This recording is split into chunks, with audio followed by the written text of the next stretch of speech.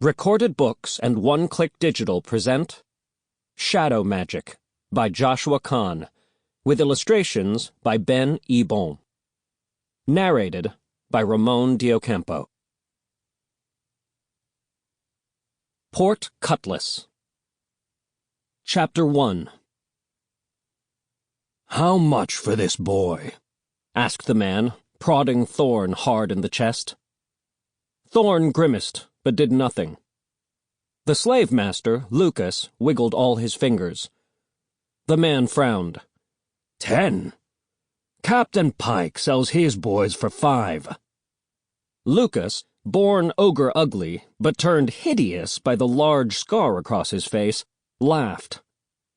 "Pike sells them half-starved and diseased." He tugged Thorn forward by his manacles. "Have a good look at him, Master Shan," he said. 12 summers and already taller than many men. Straight limbs and a sound chest. And look at these." Lucas twisted Thorn's wrist to turn his palm up. "Good old-fashioned farmer's hands. I swear by the 6, you put him in the fields and you'll get 10 years out of him. Maybe 15. Thorn pulled himself free. They talked as if he was some animal. The customer, Master Shan, prodded him again. "Open your mouth, boy." Thorn clamped his mouth shut. Lucas cuffed the back of his head. "Open your mouth." Thorn didn't.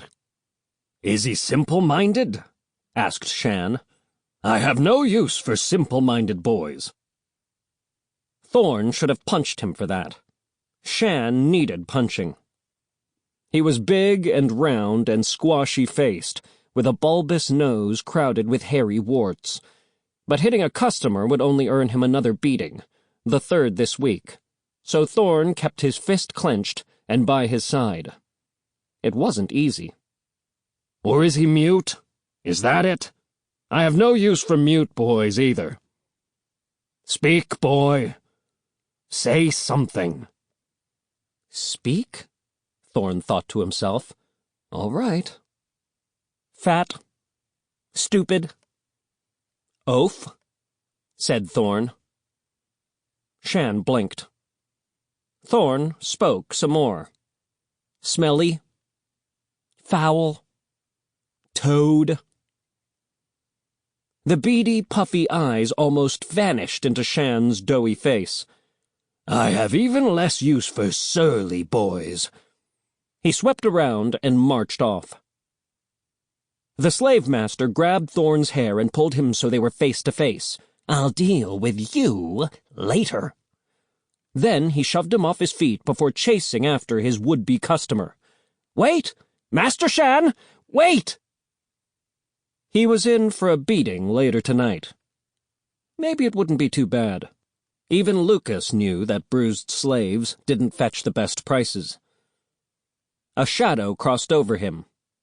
"That was unwise, my young friend." Thorn looked up to see Merrick, a minstrel the slavers had captured a week after him. Merrick folded his long, skinny legs and sat down beside Thorn. "I don't care. I ain't no slave." Merrick shook the manacles around his own wrists. "These aren't bracelets we wear."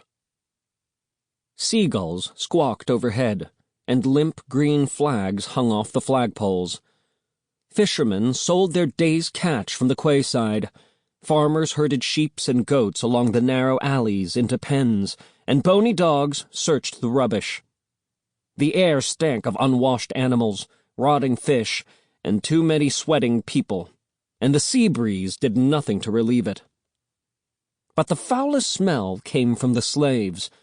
Disgorged from the ship's hulls after weeks, sometimes months of crowded travel, they were now lined up along the platforms, men, women, and children. Plenty of little ones. They didn't run as fast, so were bagged first. It shouldn't be allowed, stealing people from their homes. Thorn looked down at the clutch of small children. Most had slumped into quiet despair. Others still gazed around, searching the crowds, perhaps hoping their parents might appear and say, Sample complete. Ready to continue?